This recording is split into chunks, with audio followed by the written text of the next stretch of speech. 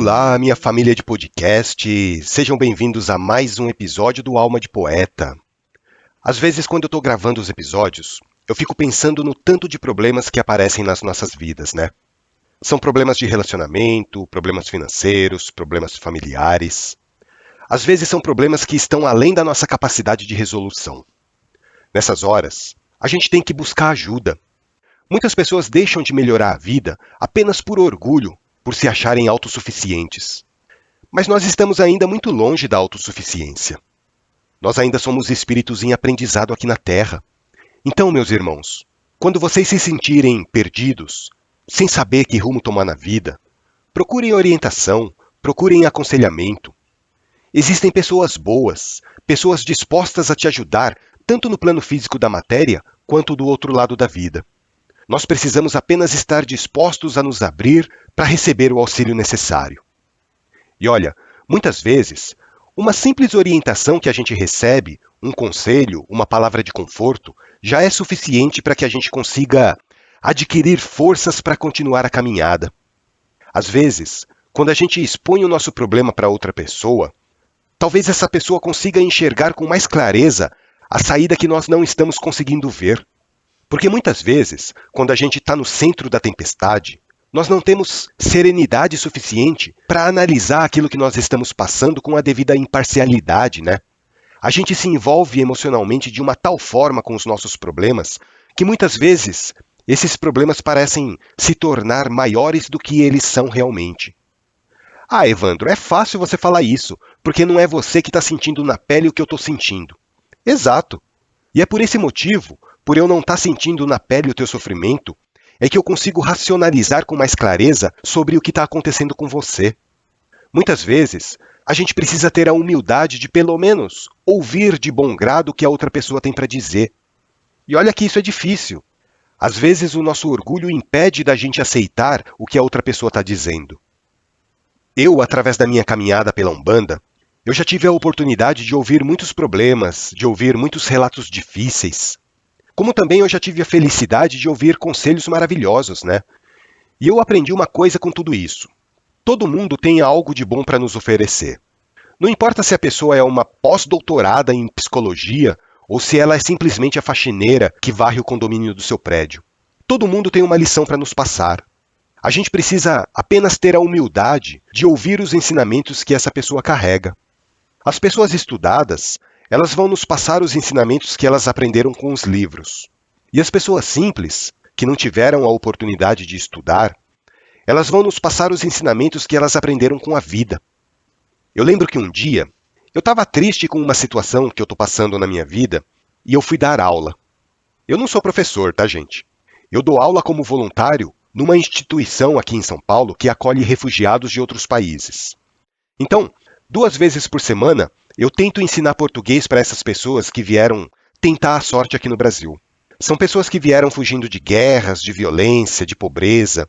E é cada história de vida que a gente ouve, gente, de cortar o coração. E nesse dia eu estava lá, meio borocochô, como minha mãe dizia, com as minhas inquietações, quando se aproximou de mim um rapazinho que veio da Síria. Acho que ele devia estar morando aqui no Brasil há uns 4 ou 5 meses na época. Ele ainda nem falava muito bem o português. Aí ele veio todo alegre, orgulhoso, tentando formular algumas frases que ele aprendeu, cumprimentando, perguntando como eu estava. E eu, educadamente, comecei a conversar com ele, mentindo que eu estava bem, né? Perguntando se ele estava gostando do Brasil e tal. E o rapaz me disse assim: Brasil lindo, maravilhoso viver Brasil. Daí eu perguntei: mas por que você acha o nosso país lindo? Daí o rapaz tirou o celular do bolso e começou a mostrar fotos para mim.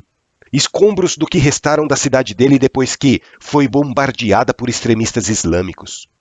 Eu não sei se era a Al-Qaeda ou o Talibã. Eu sei que era algum desses grupos extremistas. E eu comecei a ver aquelas fotos. Meu, é muito impactante. Os prédios em ruínas, as pessoas todas cheias de poeira no meio dos destroços.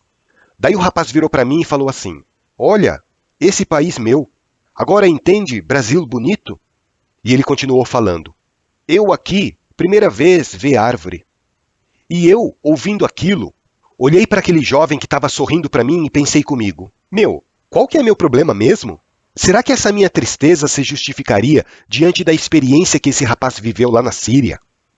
Eu lembro que naquele dia eu saí na rua, olhei uma árvore plantada na calçada e disse assim: "Obrigado, meu pai, porque eu tenho a oportunidade de ver essa árvore na minha frente." Parece uma coisa tão banal para nós que nascemos aqui no Brasil, mas para aquele rapaz que cresceu na Síria, em meio a conflitos, no meio da guerra, a visão de uma simples árvore para ele era maravilhosa. Eu quis contar para vocês essa experiência que eu tive com o rapaz para mostrar que todo mundo tem algo a nos ensinar. Basta apenas nós termos o discernimento e a boa vontade de tentar enxergar a vida com os olhos daquela outra pessoa. Eu estava falando desse trabalho voluntário que eu faço, mas com essa pandemia acabaram sendo suspensas as aulas presenciais, né? Eu continuo fazendo o trabalho voluntário, mas agora pela internet. E eu lembro de um outro caso também, que eu estava dando uma aula pela internet para um casal de libaneses, o Mahmoud e a Fádia. Até hoje eu dou aula para eles. Eles são super interessados em aprender o português. E apesar deles estarem há pouco tempo aqui no Brasil, menos de um ano eu acho, com eles eu consigo ter um pouco mais de desenvoltura para conversar, porque eles também falam inglês. Daí eu estava conversando com o Mahmoud sobre esse encontro que eu tive com um rapaz sírio, e o Mahmoud virou para mim e falou assim: "Olha, nós muçulmanos usamos uma expressão muito bonita que eu não sei falar em português, mas em árabe se diz Alhamdulillah." Daí ele me explicou o que significava essa expressão.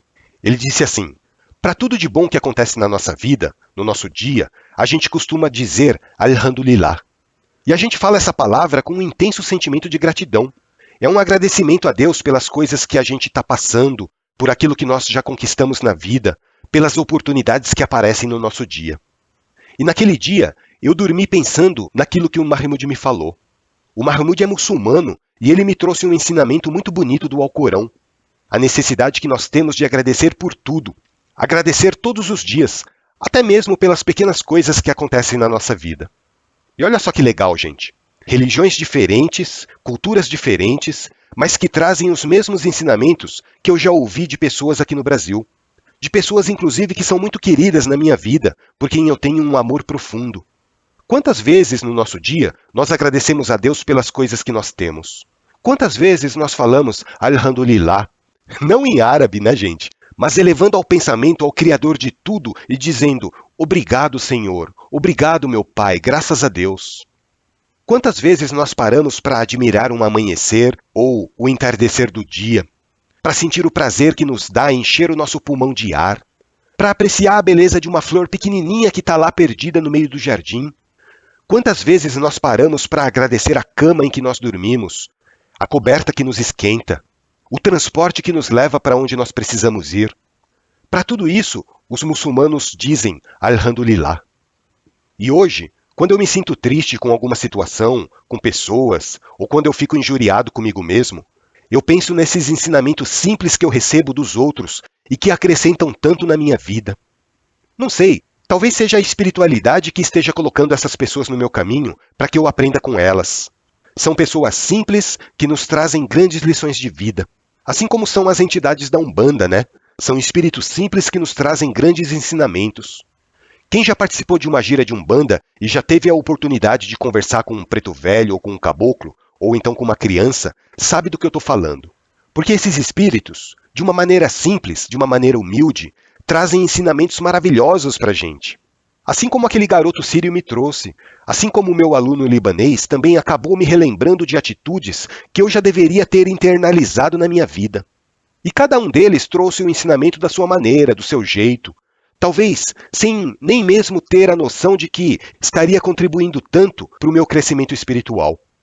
Mas para isso, a gente precisa ter a mente e o coração abertos para receber os ensinamentos, né? Como disse o nosso Mestre Jesus, a gente precisa ter ouvidos para ouvir.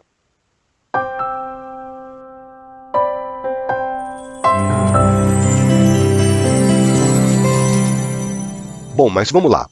Mudando um pouco de assunto, a gente ainda tem um tempinho aqui no episódio que eu gostaria de aproveitar para responder o e-mail do Antônio Kennedy, de Manaus.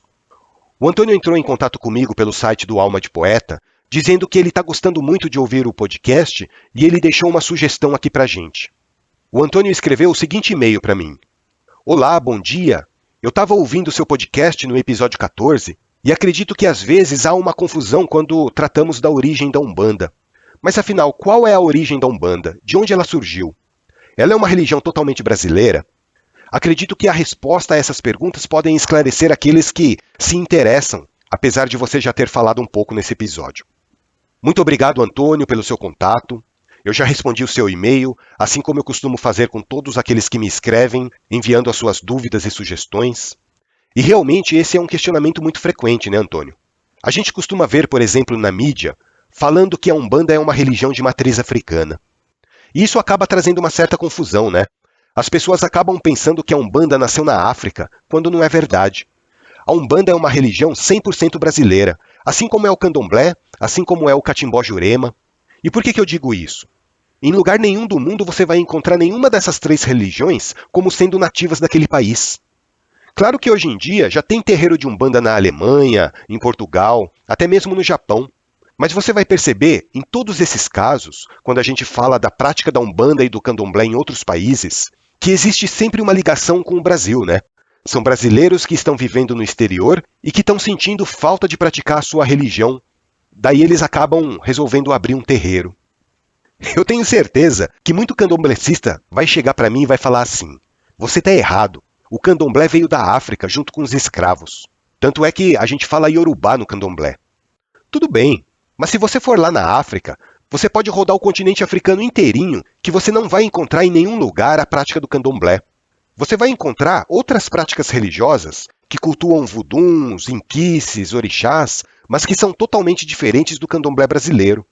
Porque o candomblé, realmente ele nasceu junto com os escravos, né? Só que lá na África, cada região cultuava um orixá diferente, ou alguns orixás diferentes. Tinha lugar que cultuava só Iemanjá, tinha lugar que cultuava só Exu, tinha lugar que só cultuava Xangô. E como vieram aqui para o Brasil escravos de diferentes lugares, eles acabaram, no decorrer dos séculos, formando um panteão de orixás, né? Nos moldes que a gente conhece hoje em dia.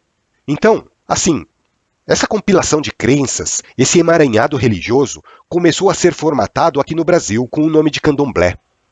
É por isso que a gente fala que o candomblé nasceu no Brasil. Vocês entendem? Com a Umbanda já é diferente. A Umbanda é uma religião que nasceu no Brasil e que apenas absorveu elementos de outras religiões e de outras filosofias. Lá no episódio 28, eu já contei a história do início da Umbanda, né? Mas assim, a manifestação do Caboclo das Sete Encruzilhadas foi apenas a oficialização do culto de Umbanda como religião. Porque se você parar para ver, se você fizer um estudo mais aprofundado sobre isso, você vai perceber que as manifestações mediúnicas de espíritos de africanos e de índios já ocorria no Brasil, muito antes da oficialização da Umbanda. Afinal de contas, a mediunidade de incorporação não pertence à Umbanda, nem pertence a religião alguma. A mediunidade de incorporação pertence ao ser humano. É um atributo da natureza, é uma habilidade que as pessoas possuem. É lógico que, dependendo da vertente da Umbanda que você pratica, vai ter uma certa polêmica com relação ao momento em que a Umbanda surgiu, né? Tem algumas correntes que falam que a Umbanda já existia lá no plano astral antes dela surgir aqui na Terra. Segundo essa corrente, a criação da Umbanda se deu primeiro no plano espiritual e depois obteve a permissão de ser apresentada no nosso plano material. Eu acho que tem muita lógica esse entendimento. Eu concordo com esse ponto de vista. Só que nessa corrente que fala que a Umbanda já existia no plano espiritual, começam algumas divagações, né? Que eu acho que nem tem muita importância. As pessoas começam a questionar: mas se a Umbanda surgiu lá no plano espiritual, desde quando existe a egrégora da Umbanda? Daí começam aquelas teorias de que a Umbanda já existia desde a época de civilizações antigas, que viveram em continentes perdidos, continentes que já não existem mais. Se isso é fato ou se isso é fake, eu já não me importo. Eu acho que já não há necessidade da gente ficar dando demasiada importância de quando a Umbanda surgiu no plano espiritual. Que ela existe lá, ela existe, isso é incontestável. Mas ficar nessa discussão de quando ela nasceu, sei lá, eu acho que já é um pouco de preciosismo da nossa parte. Tem um ensinamento budista que eu gosto bastante. Ele fala assim: não se preocupe de tentar entender a Deus.